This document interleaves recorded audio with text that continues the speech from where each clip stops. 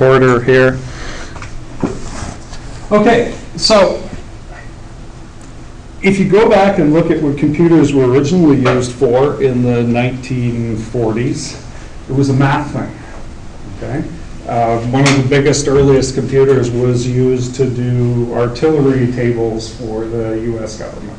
So its job was, okay, if I'm going to shoot a shell out of, you know, it's going to go at this trajectory, what's the weight of the shell, what's the wind like, how much power did I put behind the shell when I send it flying, what's the arc of the thing, let's make this big table that a gunnery person can use to go, okay, if the wind is this and all of these parameters are this, here's how I have to set things up, okay? So it was a math thing. And the only thing that people were interested in was numbers, okay? Think about what you see in the modern world. You're no longer interested in math type things, in looking at tables of numbers. What you're more interested in is things that look like forms.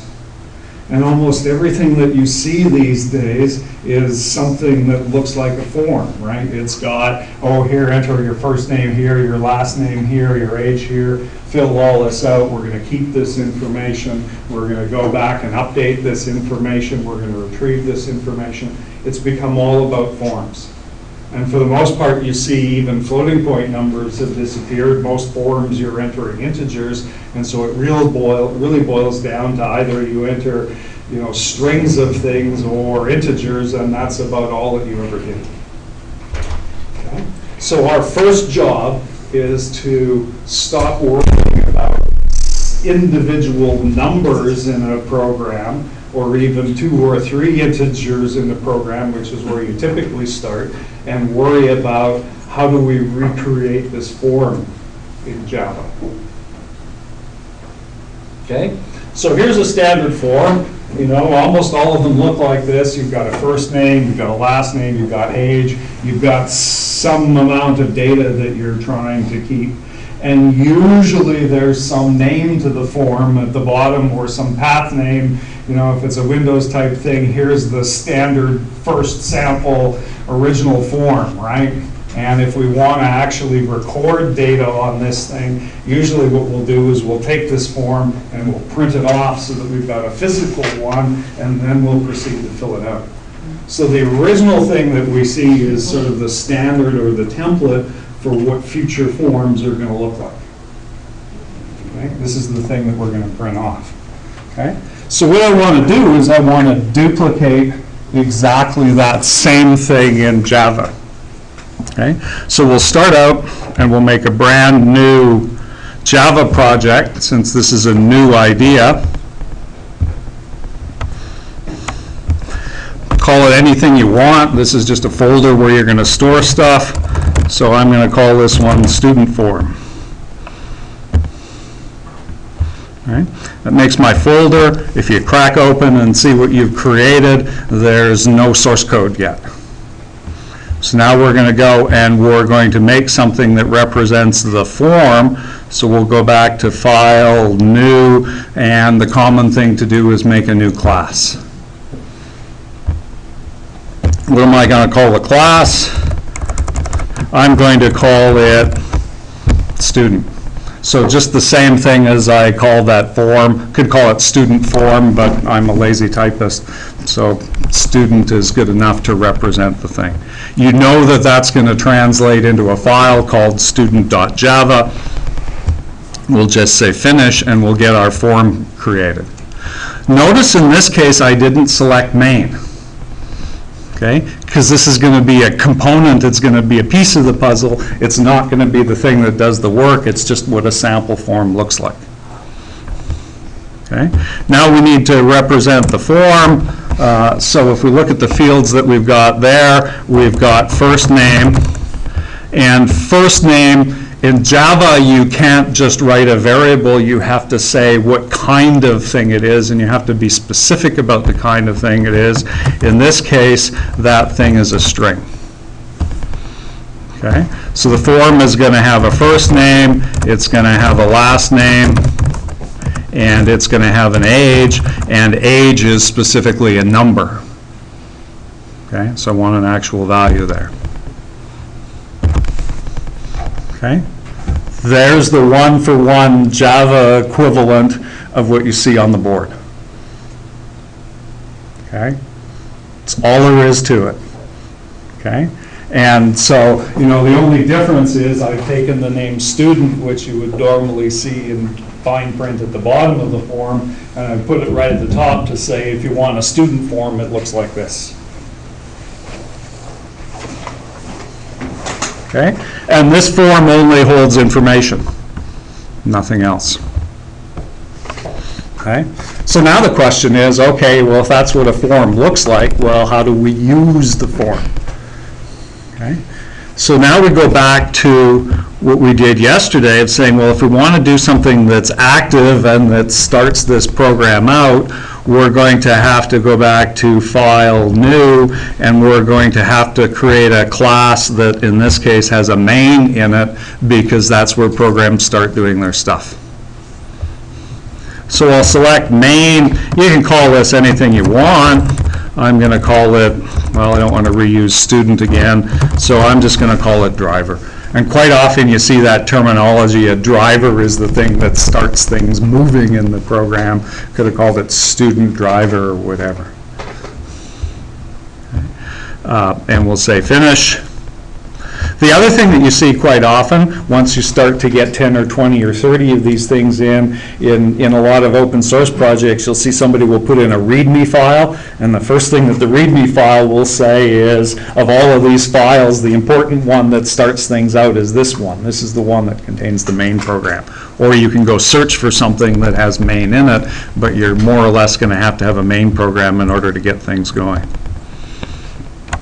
Okay, so here's our main program, all set to go. The first question is, how do you make a form? I've got this form sitting on file someplace, some student walks in the door, and I go, oh, okay, I want to record some information about them, but I need to photocopy that form, that original form, so that I've got something that I can physically write on. So the way you do that is you say new is essentially the photocopier, and then you say I want a new student form. And those open and closed parentheses just have to be there for now. Okay.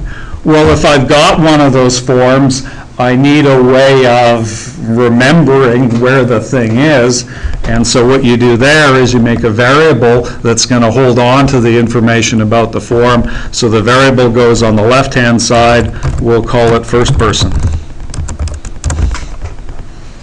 So that variable is going to remember that form.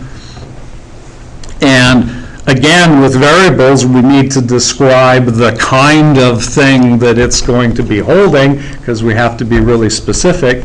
And here what you'll say is student, because that student variable holds a grouping of 3 variables. Okay? So a class is really just a grouping mechanism that's designed to take a bunch of simple variables and hold them all together. Okay? And that's what the parentheses do, or the braces do in this form, is it's a belonging thing. These 3 variables belong together, and here's the general name I'm going to use to represent them. How much information do you put on that form?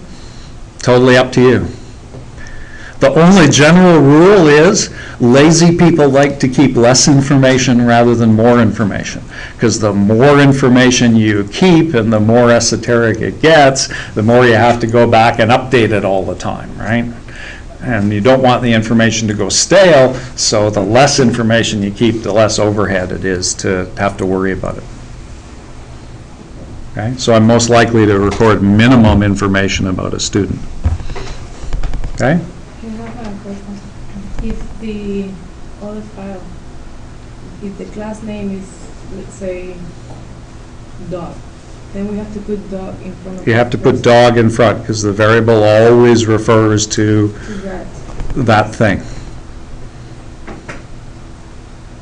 Okay. Any other questions?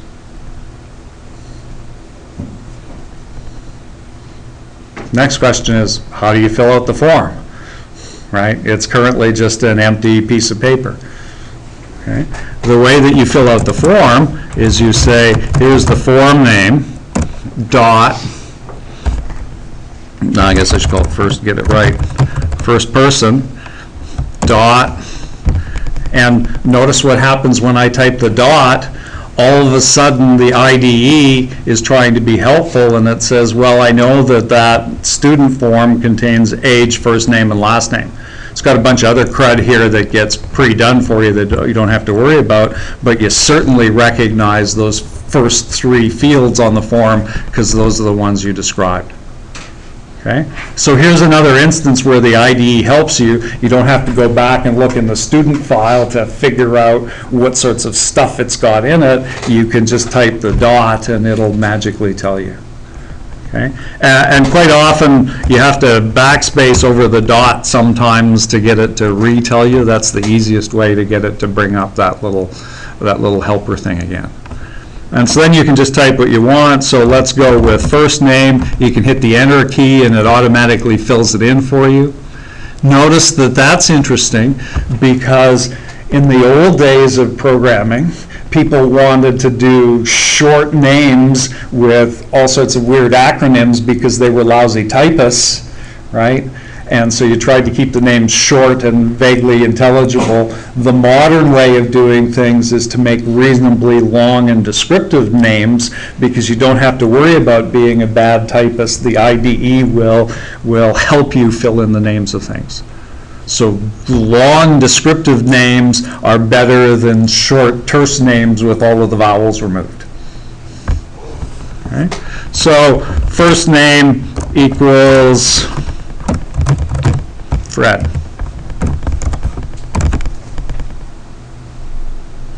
Okay, let's try filling out something else.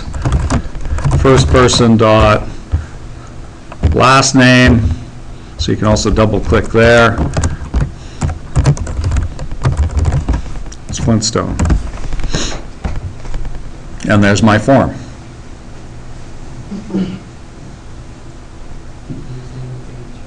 I haven't done anything with age yet. Okay. Questions about that so far? Gee, I wonder if it works. There's two ways that you could check to see if it works. One way is you could put in print statements. That's so 30 years ago. The other way is to break out the debugger and watch and see what the debugger does as you step through this program. So that's what we'll do. We'll go and we'll put a breakpoint on the first line. You can put breakpoints anywhere in the gray area, but usually you should try to put a breakpoint on a line that actually does something. So the assignment statement transfers information, if statements do selection of stuff. So anything that's an active part of the code is generally better than something like the top of the function, which sort of kind of doesn't really do anything. This debugger is fairly smart and it will do the right thing. Some debuggers, if you put a breakpoint on the start of the function, it'll just ignore it, or it'll ignore breakpoints on blank lines, and so it's usually better to try to put them on something active. Okay, so there we go. We'll turn around and we'll hit the bug to debug this stuff. And notice it figured out that because I had that file active, that's the one that I meant to debug. It automatically switched me into the debug view, and there's our variables. So how come I don't see first person there?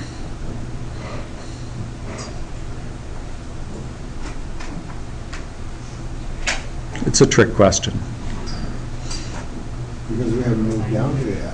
You haven't actually done that line yet. The debugger stops early before that line gets executed so that it gives you a chance to see what happens when it does get executed.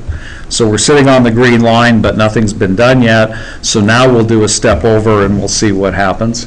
And there's our first person variable that's been created. Where's the information for first person being stored? I don't see first name, last name. It's a little subtle. See that plus sign?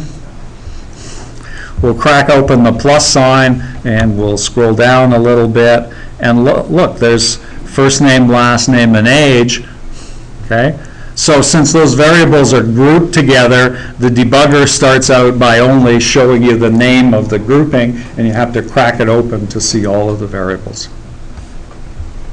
Okay, so those are all of our variables. The one that comes up first is first name, so I'm just going to leave it in the debugger window where I can see it, and I'm going to do a step. What's its value now? Just before I step. It says null, has no value assigned to it, which is no surprise. We haven't gotten there. What about age? 0. So by default, integers and floating point numbers get a 0 value for them. Strings get something called null. By the way, this is different than other programming languages. If you program in C, for instance, and you do that same sort of thing, the value of age is totally arbitrary, not necessarily 0. Okay? So it's a good practice in programming languages, even the ones that initialize things for you, to make sure that you initialize them to particular values. If nothing else, it's explicit and it tells people what you're intending to do. Okay? But for now, it's uninitialized. Age is set to 0. Okay, now I've got first name visible there. We'll do a step over. And there's a first name of Fred. Okay, and notice the debugger highlights things in yellow to try to show you that that's the thing that's changed when you did that step.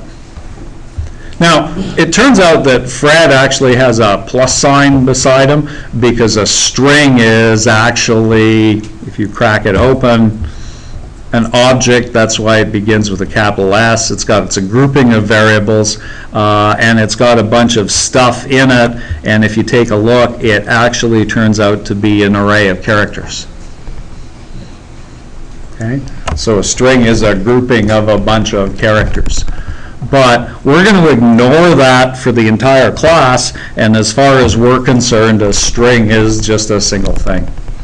It's not worth our time to go figure out what's inside them at this point. Okay? What's going to happen if I click on step over? Last name's going to get placed. Last name's going to change and it's going to get a value. So do another step over and there's the value of that changed. If the program ends, what's the value of age? 0. So has no value. So you don't have to initialize all of them. You can leave them empty if you want. Just like you can leave stuff on a form empty if you want. Okay? Make sure we kill this thing off, and there's our Java program. Oops, another student looks like they're going to walk in the room. What should I do? Make another form, right? So let's just go steal this, since that's obviously what made the first form. And let's make another one called, by the way, the error message is there because it says you can't have two variables with the same name. So we'll make another one called second person. And let's make a new form for them. And now the same thing applies. You can say second person dot first name equals somebody else. And there's autocomplete getting in my way. Tab works, by the way, when you type on these things. Well, other than that, I just messed it up. It should work, or double click works. So there's Wilma, and this time we'll set Wilma's age.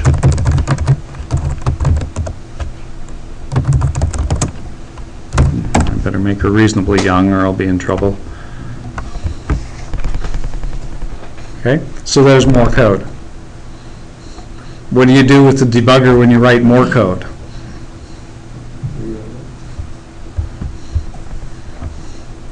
This is now old code. We know that it works, so I'm just going to take my single breakpoint and move it down to new code so I can see what the new code does.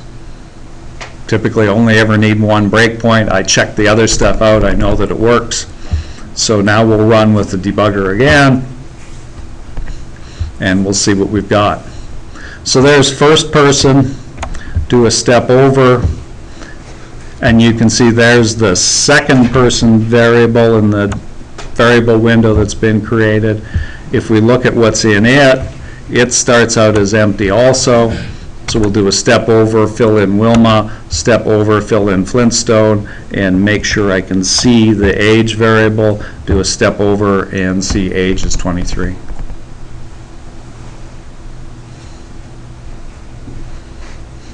Okay, so every unique individual, every piece of extra paper that you want, you always have to go out to the photocopier, photocopy the original, get a brand new thing created, and then proceed to manipulate it. If Wilma changes her name, then you'll go and you'll say, we'll just kill this one off, and we'll change Fred or Wilma's name. Suppose Fred wants to be called by his full name, so we can do first person dot first name. It's actually the enter key, by the way, that fills it in for you. Dot first name equals Frederick. Okay, and that would change his name. That sets values. If you want to retrieve them, I'll use a print statement, much as I despise them.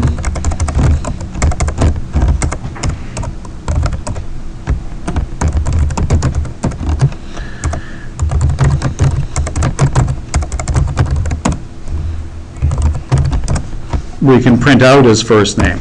So mentioning the name of the field retrieves it instead of setting it, so I'm just going to go look at it, and if we want, in this case, we can go back and we'll hit the run button, and we'll just run it, and there's the output of the changed version of the thing, which is Frederick. And what happened if the Fred's name gets overwrite? The question is, what happened to Fred's, the original Fred value? Change that value, you did it the second time. I love what happens if questions, because the answer is, do what?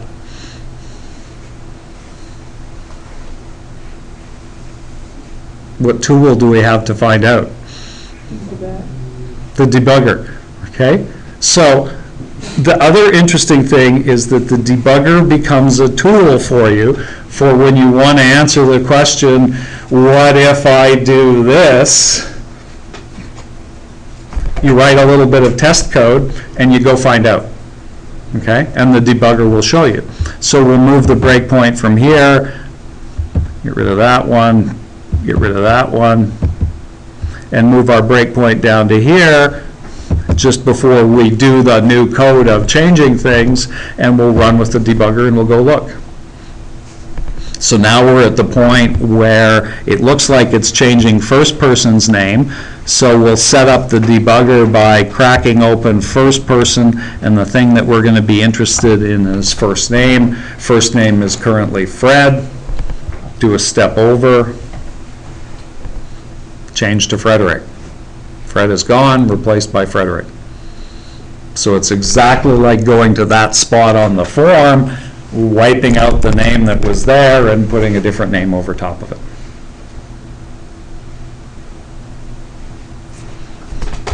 Okay, kill that thing off because we don't need it anymore.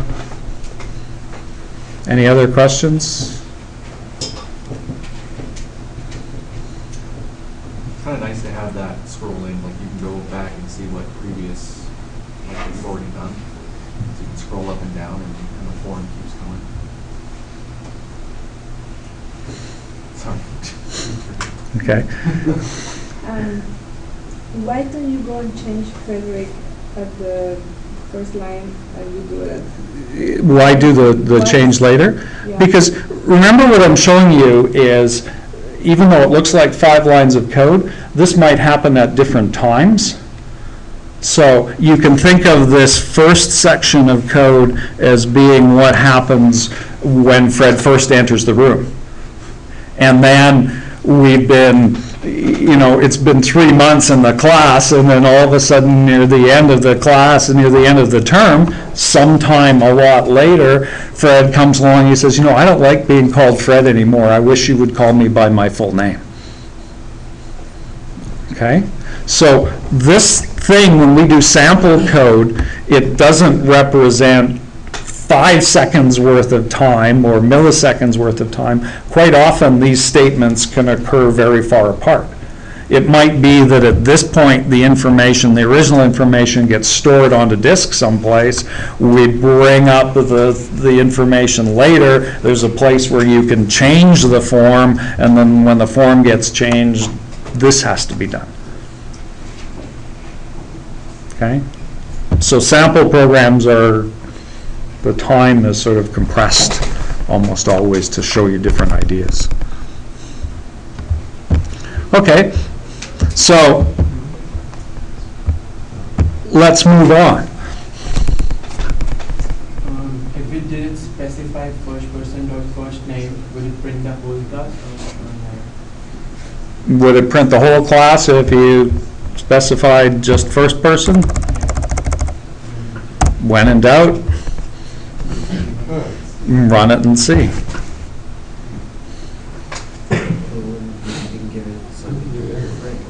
It just prints out student form dot student and then some garbage. And I guess that's something we'll have to fix in a bit. So for now, it's just a mystery, okay? But I'll fix it in a few minutes. Okay. The short answer is, it doesn't know how, because that's just not one piece of information, it's 3 pieces of information, and it doesn't know what you want to do with 3 pieces of information to print it out. Doesn't know. We'll fix it. Okay, well, that's sort of handy, but let's talk about that. Let's talk about the setting of stuff first. Notice that I've done the same thing every time. I've had to set first name, last name, and age, and it just seems a little bit annoying every time I make a student form to have to set those. Would there be a convenient notational shortcut that might be better if a new student walks into the room?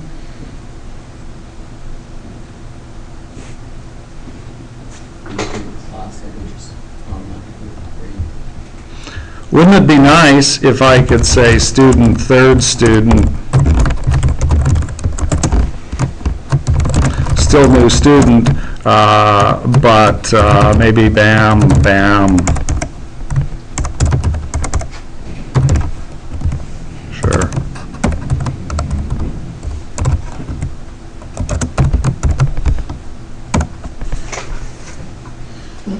Wouldn't that be more convenient?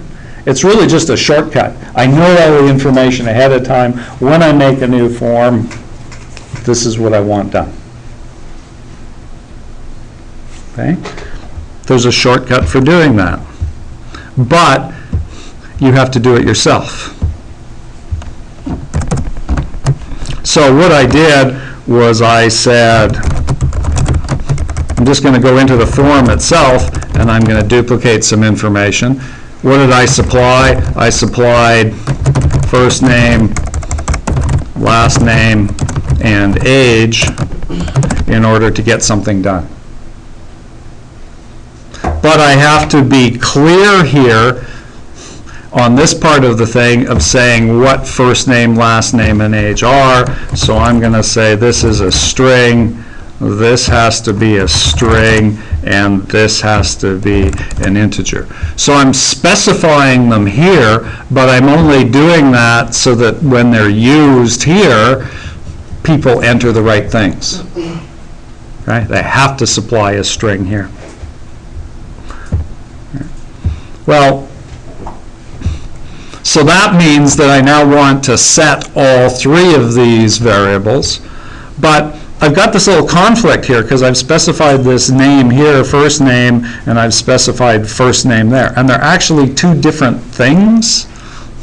This first name value here that I'm talking about is the thing that's being sent in from the driver.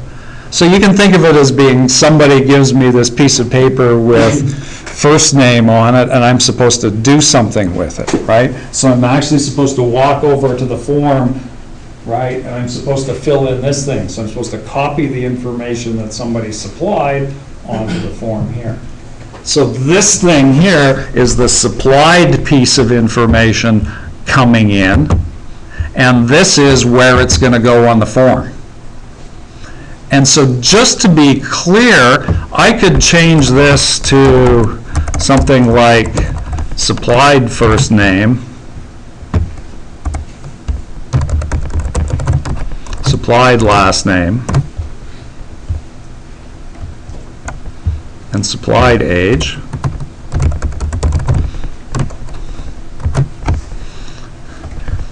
Okay?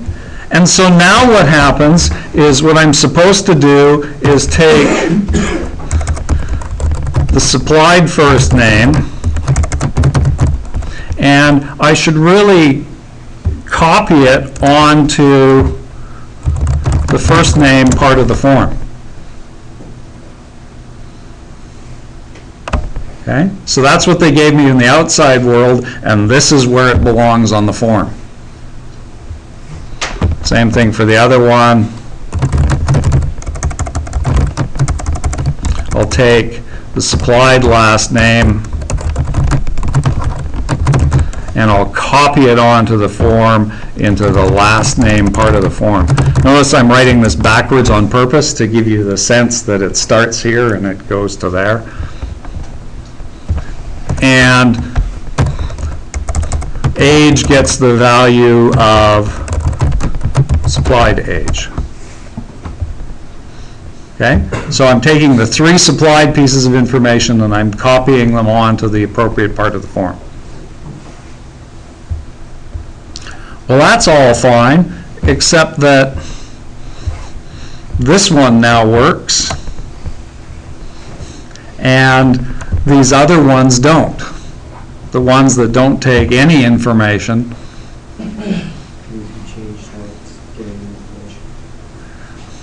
What's happened here is as soon as I wrote a specific one that said this is going to initialize the form and I'm telling you that you need three pieces of information to initialize this form, now it's saying you can't just initialize a form with no information.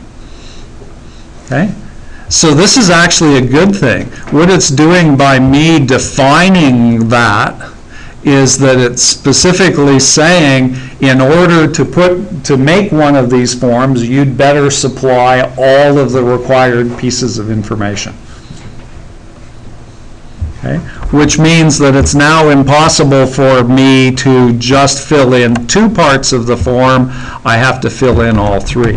So because it's no longer a shortcut, I have to say Fred Flintstone. And notice what happened here. I can't just say Fred Flintstone. Now it's forcing me to supply his age. So I'll put in some age. And now it's happy. And if you put a comma and leave it blank, will it continue? It has to be this way. Okay? So I can't do the fill it in afterwards trick, but I can fill in his form and then I can change his name to Frederick afterwards sometime later. That still works, so I'm just going to get rid of those. Notice that you can still change his value afterwards. This thing is only making sure that you get the correct information on the form to begin with. Okay, so the same thing here, we have to specify Wilma Flintstone and give her age, and now this stuff becomes immaterial.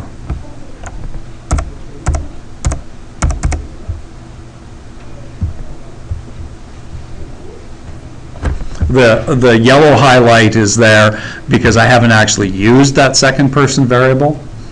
Okay, so red is an error, yellow is just sort of questionable behavior. Why would you ever make a variable that you never actually bothered to use later? Okay, so it's a warning saying there's something a little fishy there. You don't have to fix it if you don't want to. It's up to your discretion. Just in case you're wondering what the yellow means. Okay, so now if I go and I put a breakpoint in the new code that I wrote, in that function that I just created, and we make sure that the other breakpoint is gone, and then we run with the debugger, look at where we end up. The driver called this initialization thing with 2 strings and an integer to initialize the form, and here we are with the form. And so notice what happens here in the debugger. There's the 3 supplied variables, right? And if you crack open the this variable, a strange name for it, but this just refers to this form, which is the grouping of the 3 variables. If you crack open the this variable, there's the other values hiding.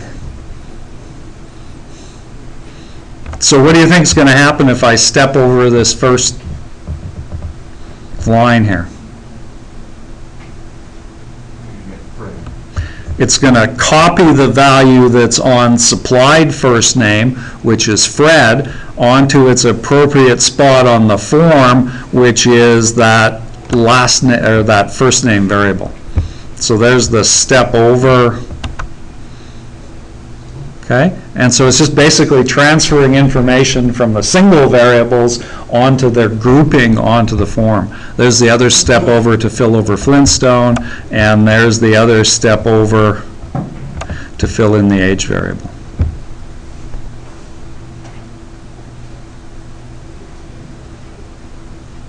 Okay, by the way, if I hit resume again, what's going to happen? We'll finish the program or up until the next breakpoint, if there's one. Is it going to stop again? Because there's a couple more entries. Each one of those entries is going to call this same bit of code to initialize stuff. Okay, so it's going to get called for each time, not just the first time. So if you hit the resume button again, now if you take a look at the values that are coming in, they're Wilma Flintstone because she's being initialized. So you can have a whole bunch of intervening code run, and then it'll stop again on that line. So the other thing that you can use breakpoints for is to just answer the question, I wonder if anybody uses this piece of code. Don't know. You just put a breakpoint in that piece of code, and if somebody calls it while the program is running, then it'll stop. Your program might run for 10 or 15 minutes before somebody does that particular behavior, and then all of a sudden it stops, and that's your opportunity to check things out and see what's going on. Okay? So it's a useful facility. And now I can see that, oh, it's main that looks like it keeps calling that initialization to get the initialization done. Okay, so we'll kill that one off, and I need to show you one quick other interesting thing here. Okay, so we found a way of getting the form initialized. The other problem that we have with it is that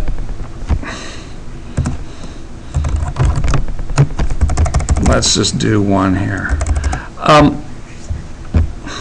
Trying to think of a good way to describe this. Let's just start out by doing a bad thing.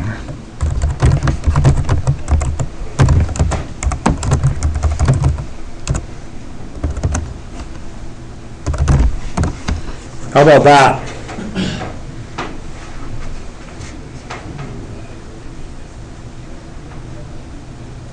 Is that a good thing or a bad thing? That, So it's a bad thing. So we had this notion that we already went from grouping forms to controlling things because we started to control things and say you have to put all three values onto the form. Another thing that we want to control, because we're control freaks, is this idea that you're only allowed to put valid integers, positive integers on the form greater than 0. Okay? And there's no restriction right now. So we have to supply a mechanism where, in the form, where we can control access as things are being changed. And the way that that is done is you go into the form and you say, let me supply a technique where you can talk to this form to get it to do stuff. So I'm going to write this thing that says public void set age. And this is supplied age. So notice that this is different than the other supplied age because it's just a different function. And to start out with, I'm going to just give them the ability to talk to me to put stuff on the form. So I'm going to do just what I did in this other case here. I'm going to say age equals supplied age. It's not really restricted yet. This is just the copy operation. Okay? And I'm going to change the driver so that instead of them being able to set the age directly, they now can use set age and supply a value. Of course, puts the bracket in the wrong place. Do you think it actually uses that set age? Go back here, get rid of that thing, move the breakpoint down to there, run with the debugger. Oh look, main called set age.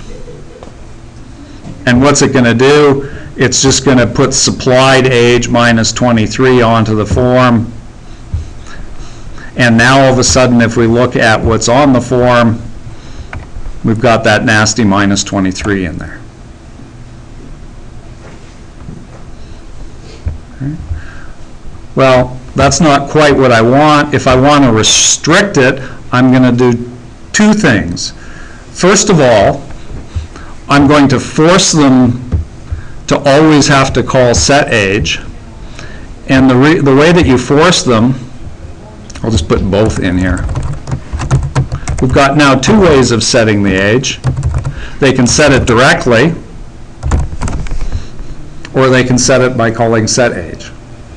But I want to force them to use that one and not allow them to talk to the thing directly.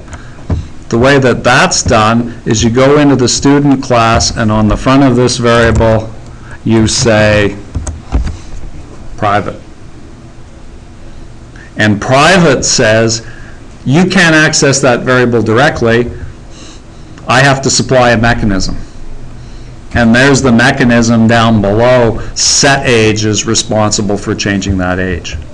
Look what happened in the driver. Now all of a sudden it says, nope, sorry, can't do that any longer. Okay? So I'm exercising control by saying you have to call set age. And now what should I do here if they supply a bad age?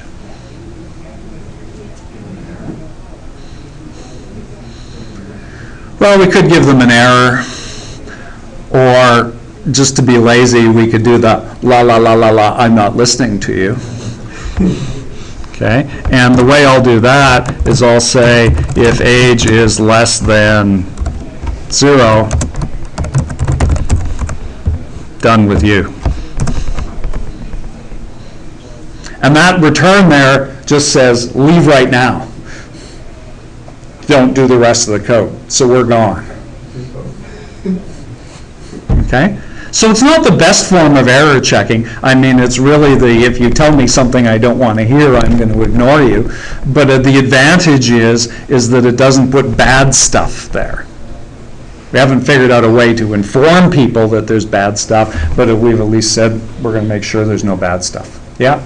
Well, that's because you haven't done, what you do is you simply, I don't know exactly how you do it here, but you use, like, in Python, you use a while loop. Not worried about Python. I'm not worried about... Don't know if Java does those. Not worried about it. I'm just doing a simple thing, making sure that it's only ever going to contain positive numbers. And so now when you run this thing and you take a look and see what happens there, we'll put the breakpoint here and we'll go back and we'll run with the debugger again. Now there's set age. If you look at the supplied age, it's 23. So if we do a step over,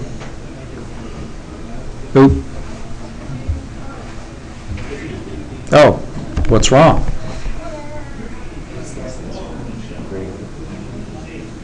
Why did it hit that line? Haven't given age yet. Oh, but it has. Because the breakpoint goes too low, probably? It's high.